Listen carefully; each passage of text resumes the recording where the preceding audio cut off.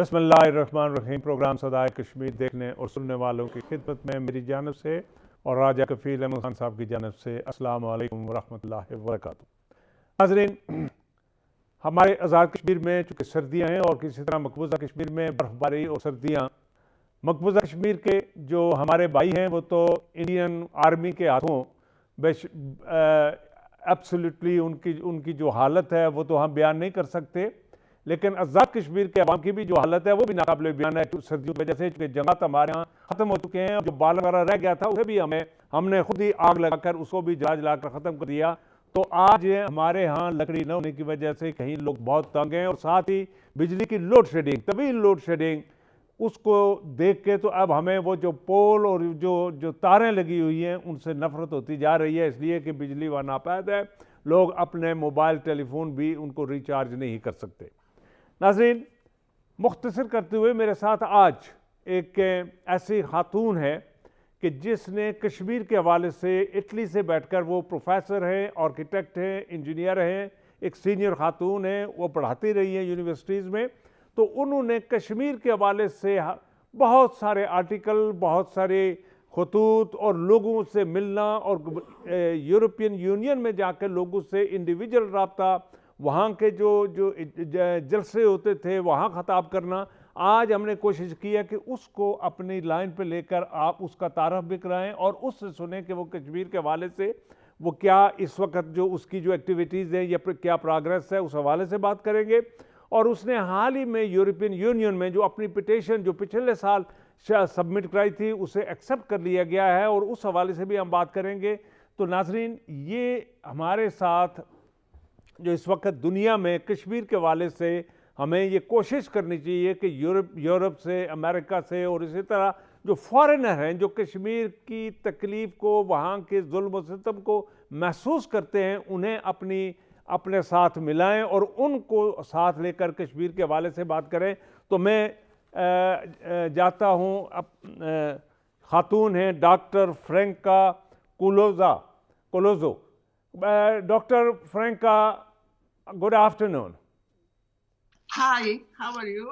Thank you very much, and thank you very much that you have given us a time and you are being with us and you are working on Kashmir. I have introduced you with my general public, with the masses, about your activities, about your hardship, about your work, that how you have given your time, your prime time for the Kashmiri people, for the Kashmir, the Indian atrocities you are speaking against them in Europe and in different countries, and we all would like to thank you, and would like to ask you now that if you briefly can reply that how you feel or how European countries or European general masses and publics are feeling about the Indians' actions. 375 they have revoked, and they have revoked 35A as well, and under those now the Indian army is moving, they are occupying, they are taking out their properties, so Kashmiris are in a real miserable condition. So how you are thinking and how European Union is feeling about that? Okay. On April 1st, 2020, India's government introduced, as you know, a new set of domicile laws for the occupied Kashmir. Included domicile rights for Indian citizens in the disputed territory to change the demographic composition of the state. That's right. Unfortunately, my passion, because people can ask why my passion about a territory so far away, countries so far away from Italy, from Europe. Well, since August 50, 2020, I was really sad for what was happening in Kashmir. And so I began being ambassador of peace thanks to the president and founder of the Institute of Peace and Development in Islamabad, Dr. Mohammed Tahir Tabassum, I began interested in what was happening there. He motivated me a lot, as well as 5,000 ambassadors all around the world and 12,000 people. So involved in his now, organization. Dr. Franca, to be very precise, because over time is very short and due to the limited time, I just want to know about your petition. About your petition in European Union you have submitted already. What is the status of that petition now? And how do you feel about the atrocity of Indian armies and the Modi government? They are killing innocent people there, children, ladies and all. And how, I mean, what is your organization is doing in favor of Kashmiris, please? Yes, I involved a lot of people in Europe, especially the president in charge. He is an Italian now, the president in charge of the European Europe, about these questions, about this issue, Kashmiri issue, Honorable David Sassoli, but not only him, also Guterres, Antonio Guterres, Secretary General of the United Nations, yeah.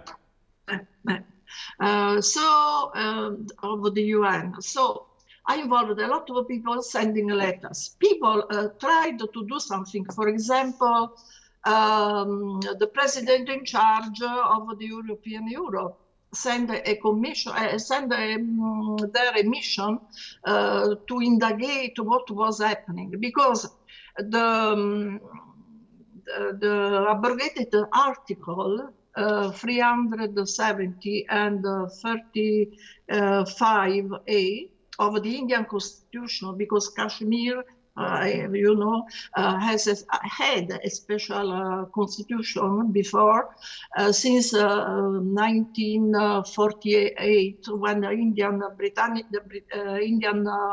government went, the occupation lived this bad situation. That's right, madam, because that was their constitutional part, and they have revoked without any reason, and they have occupied whole Kashmir. Okay.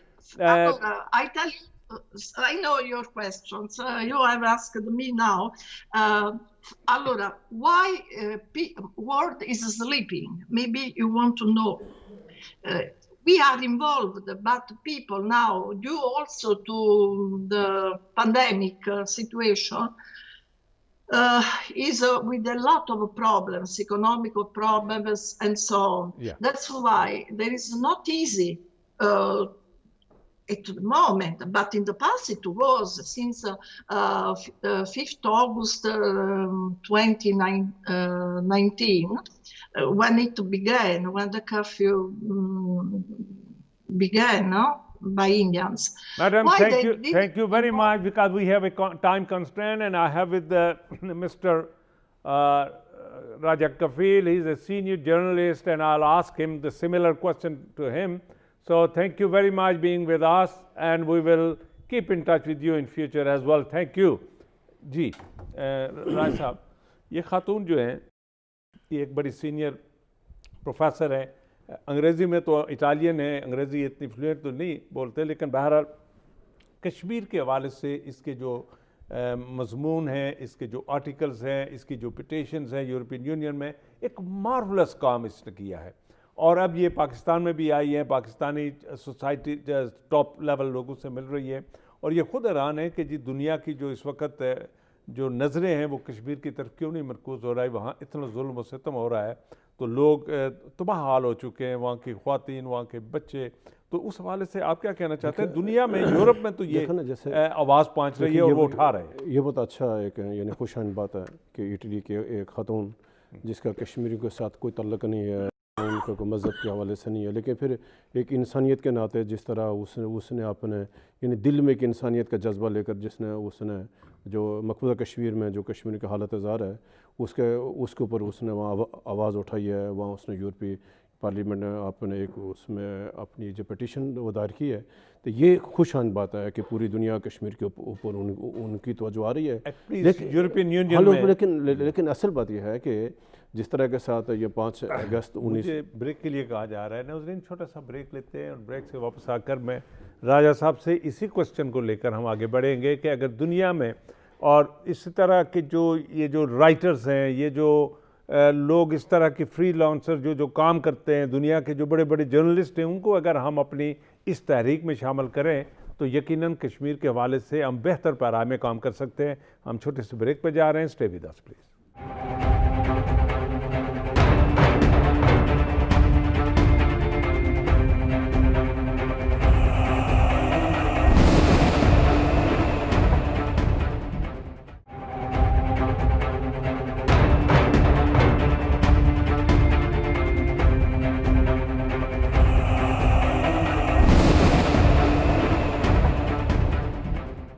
Welcome back ناظرین۔ میں رائے صاحب، ہم جس طرح اس Italian خاتون سے ہم کشمیر کے حوالے سے جو انپٹ لے رہے تھے اور یورپین یونین تک جو کشمیر کے حوالے سے جو پٹیشن بھی اس نے داخل کی ہے اور مزید یہ کوشش کر رہی ہے کہ سیکنڈ پٹیشن کو بھی لے، لیکن اسی کے ساتھ ہمارے ساتھ ٹیلی فون لائن پہ موجود ہے جناب خالد خورشید، بیرسٹر خالد خورشید صاحب، نامزد وزیر اعلیٰ گلگت بلتستان سے۔ خالد صاحب السلام علیکم۔ وعلیکم السلام جی۔ خالد صاحب بہت مہربانی، ہمیں پتہ ہے کہ آج آپ بہت مصروف ہیں اور ہم مبارکباد بھی دینا چاہتے ہیں ان ایڈوانس کے یہ جو اہم ترین ذمہ داری گلگت بلتستان کے حوالے سے آپ کے حوالے ہوئی ہے۔ راجہ صاحب بھی یہ چاہیں گے کہ آپ سے گفتگو کریں، لیکن اس سے پہلے میں یہ چاہوں گا کہ آپ چونکہ نوجوان بھی ہیں اور پی ٹی آئی کا جو فلسفی ہے یا اس کا جو منشور ہے کہ ہم نے لوگوں کے ساتھ انصاف برتنا ہے اور میرٹ پر کام کرنا ہے، اور سب سے پہلے یہ ساری چیزیں اپنے جسم پر اپلائی کرنی ہے، خود اس کا ایک دباچہ، ایک پریمبل بننا ہے، تو لوگ بھی ہماری پھر بات سنیں گے۔ تو اس حوالے سے اگر آپ آج بسم اللہ کریں، اور ہم یہ چاہیں گے کہ گلگت بلتستان کے لوگ جو سن رہے ہیں وہ آپ کو سن سکیں کہ آپ کے آئندہ اس ڈیولپمنٹ کے حوالے سے، ترقیات کے حوالے سے، لوگوں کے حوالے سے، خوشحالی کے حوالے سے آپ کے کیا ارادے ہیں؟ جی بسم اللہ الرحمن الرحیم، بہت شکریہ آپ نے ٹائم دیا۔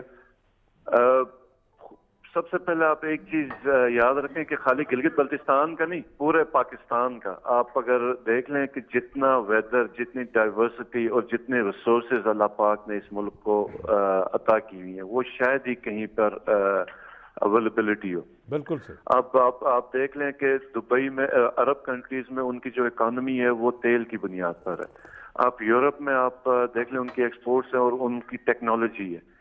جو نیچرل ریسورسز ہیں، آپ آئل دیکھ لیں پاکستان میں، گیس کے ریزروائرز دیکھیں، پانی دیکھیں، دریا دیکھیں، جنگلات دیکھیں، پہاڑ دیکھیں، موسم دیکھیں، تو یہ ہر جگہ پہ اللہ نے ہمیں نوازا ہے۔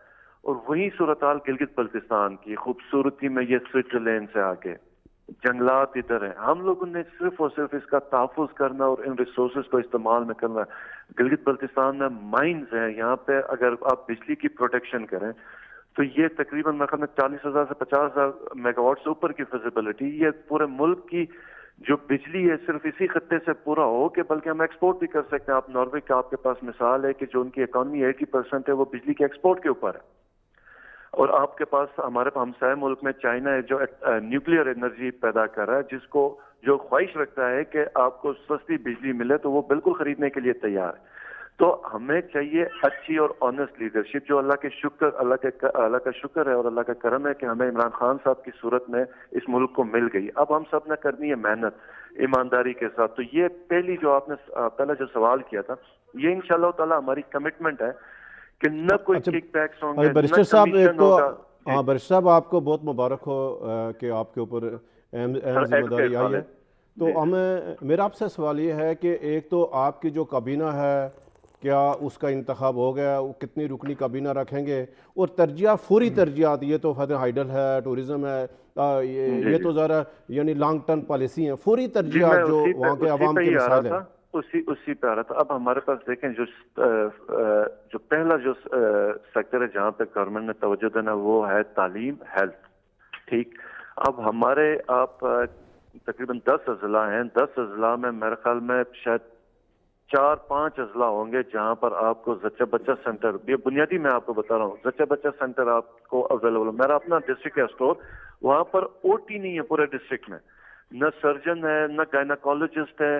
پھر یہاں پہ کئی بچے ہیں جہاں پر سکولز کی اویلیبلٹی نہیں ہے، اس وجہ سے ان کی تعلیم آگے نہیں چل سکی ہے. پھر اس کے بعد یہ ہم نے مسائل ہیں جن کے اوپر ہم نے توجہ دینی. پھر انفراسٹرکچر ہے، کئی ایریاز ایسے ہیں جو سال میں 6 مہینے بند ہوتے ہیں. تھوڑی سی توجہ، تھوڑی سی گورنمنٹ کی محنت ہو تو وہ ایریاز جو لوگ ہیں ان کو بہت بڑا ریلیف ملے گا اور 12 مہینے ان کا ٹریول ہوگا. اچھا بیرسٹر صاحب، آپ کے پورے ایریے میں ابھی تک میڈیکل کالج نہیں بن سکا اور سارا دار آپ کے اس حوالے سے آپ کا جیسے شارٹ فال ہے ڈاکٹرز کا؟ ہماری طرف سے یہ ہمارے الیکشن میں ہمارا جو اعلان ہے کہ ایک میڈیکل کالج اور انجینئرنگ کالج ادھر ہوگا. 2 یونیورسٹیز اس وقت گلگت بلتستان میں ہے، ایک بلتستان یونیورسٹی، ایک کراکرم یونیورسٹی گلگت میں. ہم اس نمبر کو بھی اوپر بڑھانا چاہتے ہیں. ہم میڈیکل کالج ادھر انشاءاللہ تعالیٰ تعمیر بنائیں گے گلگت بلتستان میں. انجینئرنگ یونیورسٹی ہوگی، ٹیکنیکل انسٹیٹیوشنز ہوں گے، ہاسپٹلز اور ایجوکیشن کے جو پرائمری سے لے کے بیرسٹر صاحب میرا ایک آپ سے سوال ہے، اور میں چونکہ ہم دونوں کا تعلق آزاد کشمیر سے ہے، ہم یہ بات وزیر اعظم آزاد کشمیر سے باہر رہا، اور آپ کے گلگت بلتستان کے جو پہلے وزیر اعظم تھے حافظ صاحب، ان سے کئی مرتبہ گزارش کر چکے تھے کہ ٹورزم ڈیولپمنٹ کے لیے کوئی راکٹ سائنس یا کسی آئنسٹائن کی ضرورت نہیں ہے کہ وہ آ کر آپ کو بتائے کہ کہاں موٹل ہونا چاہیے، کہاں ہوٹل ہونا چاہیے. کیا آپ کی گورنمنٹ میں پرائرٹی نمبر 1 یہ ہوگی کہ ہوٹل اینڈ موٹلز کے لیے سائٹ سلیکٹ کر کے ان کو آئیڈینٹیفائی کر کے آپ کسی محکمہ ٹورزم ڈپارٹمنٹ کے حوالے کر دیں اور ایڈورٹائز کر لیں، اور مجھے اگر ضرورت ہے میں آ کر وہاں ہوٹل بناؤں یا موٹل بناؤں تو میں 10 دن میں آ کر آپ کو اپنی وہ آپ کے بیڈ آپ کی جو کوالیفائی کرتے ہوئے جگہ لوں اور وہاں کنسٹرکشن شروع کر دوں؟ تو اس میں لمبے پیرائے میں پالیسیاں اور در پالیسیاں بنائیں گے یا آپ ایک سٹریٹ فارورڈ ایک پالیسی بنائیں گے؟ جی بالکل. میں اب ٹورزم کے علاوہ ہمارے پاس اس وقت آپشن نہیں ہے. ہماری یہاں پہ جو بے روزگاری ہے اس کو ہمارے جو نوجوان ہیں ان کی زیادہ توجہ ہے سرکاری ملازمت. اور آپ کو پتہ ہے کوئی بھی گورنمنٹ 5% سے اوپر امپلائی نہیں کر سکتی سرکاری ملازمت میں پاپولیشن کا. اب ہمارے پاس ایک ہی آپشن ہے کہ ہم پرائیویٹ سیکٹر کو اس ایریا میں ڈیولپ کریں، اور جو ہمارے پاس سب سے بہترین جو موقع ہے وہ ٹورزم کا ہے. ہم نے کچھ پروجیکٹس ایسے آئیڈینٹیفائی کیے ہیں جیسے ہمارا نیلم ویلی کا ڈائریکٹ اگر گلگت بلتستان کو ایکسیس ہو، اور ہمارے 2 ڈویژنز کا ڈائریکٹ اور بہت شارٹیسٹ اگر ہم روٹ جو کہ ٹورسٹ کا بہت آئیڈیل روٹ ہوگا وہ کرنا. پھر یہاں پہ جو ایک ٹورسٹ ہوتا ہے لوکل ٹورسٹ ہی آپ کے ہمارے پاس اتنا ہوگا کہ یہاں کے لوگ سنبھال نہیں پائیں گے. صرف ہمیں یہ ہے کہ کچھ چیزیں ان کی سہولتیں جیسے آپ نے بھی کہا ہوٹل، پھر ادھر آپ کو الیکٹریسٹی، گرم پانی، صاف بستر، یہ کچھ بنیادی ضروریات ہیں وہ آپ پرووائڈ کریں گے تو ٹورسٹ بہنتا ہے. اور ایک جو چیز ٹورزم کی آپ نے بات کی، گلگت بلتستان میں ہمارے پاس اس وقت جو ٹورزم جو ہے وہ 3 مہینے کا، جو سمر میں گرمیوں میں آتے ہیں، اور پھر سپٹمبر کے بعد یہاں جتنے آپ نے ہوٹلز بنائے آپ ادھر جا کے دیکھیں گے تو بہت کم ادھر رش ہوتا ہے. تو وہ جو ہوتا ہے 8 مہینے انہوں نے پھر اپنے جیب سے، جو بھی انویسٹر ہوتا ہے اس نے اپنے ایکسپینسز خود اٹھانے.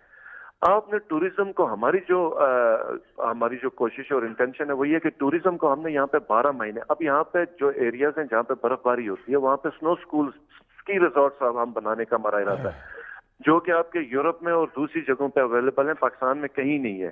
یہاں پہ جو نلتر میں ہے لیکن وہ بھی ایک جہاں پہ کمپٹیشن ایونٹ ہوتا ہے تو اس کے حوالے سے وہ یوز ہوتا ہے.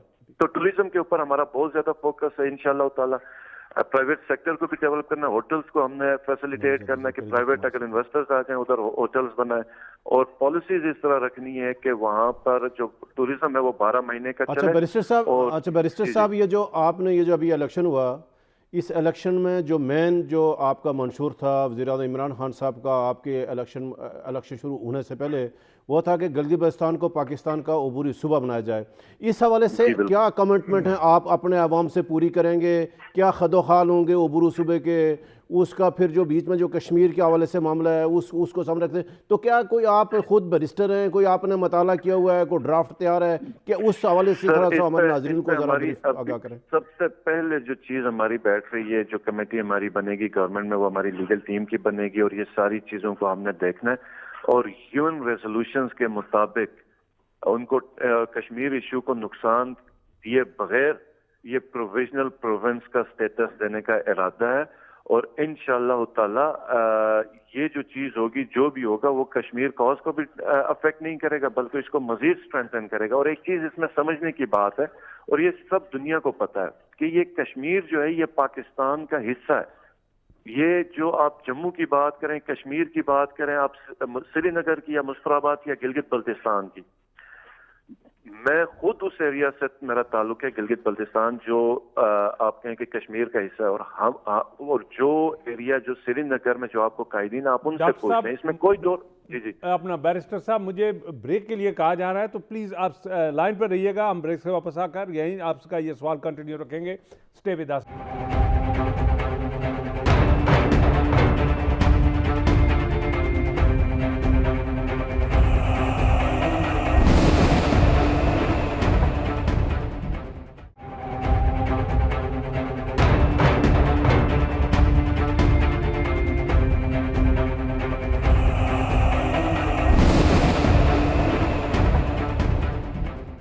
جی ویلکم بیک ناظرین. جی بیرسٹر صاحب کنٹینیو رکھیں. جی سر. جی سر، اس پہ جو کیا کہتے ہیں کشمیر کا جو ایشو ہے، یو این ریزولوشنز کے مطابق جو پی ایم صاحب کا اعلان ہے کہ گلگت بلتستان کو پروویژنل پروونس کا سٹیٹس دیا جائے گا، اور انشاءاللہ تعالیٰ اس پہ ہم پورا کام کرنے کے لیے تیار ہیں. ہماری لیگل ٹیم بھی بیٹھے گی اور یہ جو مرجر ہوگا انشاءاللہ تعالیٰ جلد از جلد. صاحب آپ نے بہت آپ نے اچھی بات کی، اور ہمارے ناظرین کی آگاہی کے لیے کہ مسئلہ کشمیر کو اس کی متنازع حیثیت کو متاثر کیے بغیر، جو بین الاقوامی پوزیشن ہے اس کو متاثر کیے بغیر. تو میرا سوال بیرسٹر صاحب آپ سے یہ ہے کہ جو پاکستان کے زیر انتظام جو آزاد کا جو ریاست جموں کشمیر کا حصہ ہے، آزاد کشمیر ہے، گلگت بلتستان ہے، تو ان 73 سالوں میں ان دونوں حصوں کے لوگوں کو آپس میں گٹھا کرنے کے لیے کبھی کوشش نہیں ہوئی. تو کہ ایسا کوئی لنک ہو کہ جو یعنی ہم آپس میں کیسے گٹھے ہوں، کیسے ہمارا کوئی لنک ہو؟ اس پر بھی آپ کیوں بہت علم رکھتے ہیں، تو اس پر بھی کوئی آپ کی رائے، کیا تجویز آپ کی؟ جی میں بالکل، یہ اب ایک جو پروجیکٹ ہے جس کے اوپر ہم پش کریں گے وہ شونٹر ٹنل کا ہے، جس سے کشمیر ایچ اے کے اور گلگت بلتستان کا ڈائریکٹ زمینی رابطہ پہلی دفعہ ان دونوں خطوں کا قیام ہو جائے گا.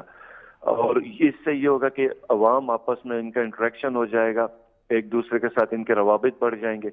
دوسری جو آپ نے سوال کیا نا کہ یہ جو مسئلہ ہے آج تک 73 سالوں سے ہم آپس میں ایک نہیں ہو گئے، یہ آپ میری ایک چھوٹی سی بات یاد رکھیں کہ 73 سال سے پاکستان کا کوئی بھی بنیادی مسئلہ اس پہ کبھی توجہ نہیں دی گئی، چاہے بلوچستان کا مسئلہ ہے، چاہے کشمیر کراچی کے مہاجرین کا مسئلہ ہے، چاہے پنجاب کے غریبوں کا مسئلہ ہے، چاہے کے پی کے وزیرستان فاٹا کا مسئلہ ہے. تو یہ دیکھیں کہ جب آپ کی لیڈرشپ آنیسٹ ہوتی ہے، آپ کا فاٹا کا مرجر ہو گیا.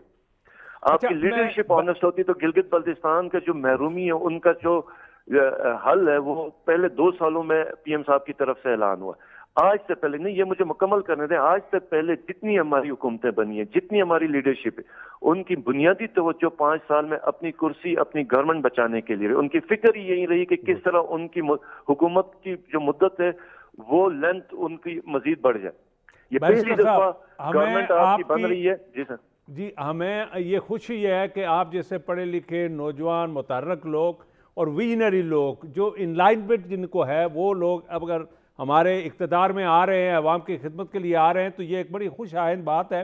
تو اسی کے ساتھ ہم یہ چاہیں گے کہ ہم انشاءاللہ آپ جب ٹیک اوور کر لیں گے اور ہم پھر آپ سے ٹائم لے کر تو تفصیلاً گفتگو اور گلگت بلتستان، اسکردو، تمام علاقوں کے جو ایشوز ہیں اس حوالے سے آ کر آپ سے بات کریں گے. لیکن یہ جو شاؤنٹر کا یہ جو راستہ ہے مظفرآباد سے گلگت تک، یہ آپ کا پرائیورٹی نمبر 1 ہوگا؟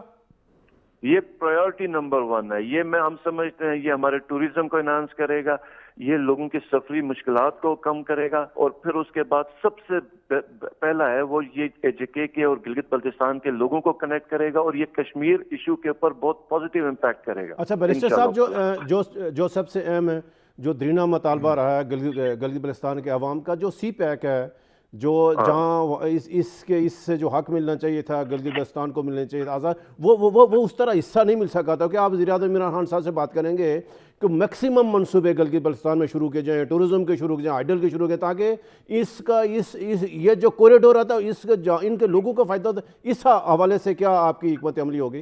جی انشاءاللہ تعالیٰ بالکل، یہ ہماری بات بھی ہوئی ہے اور ہمیں بتایا بھی گیا ہے، اس کے اوپر ہماری ڈیٹیل گپ شپ ہوگی، اور جو بینیفٹ CPAC کا آ سکتا ہے گلگت بلتستان میں، اور ہمیں پوری امید ہے عمران خان صاحب کی لیڈرشپ سے کہ وہ یہ بینیفٹ جو ہے یہ گلگت بلتستان کی عوام کو ملے گا۔ بیرسٹر صاحب تھینک یو ویری مچ، آپ ہمارے ساتھ رہے۔ ناظرین، یہ تھے ہمارے خالد خورشید صاحب، بیرسٹر ہیں، نوجوان ہیں، اور یہ آنے والے وزیر اعلیٰ گلگت بلتستان ہیں۔ انشاءاللہ یہ کل حلف اٹھائیں گے۔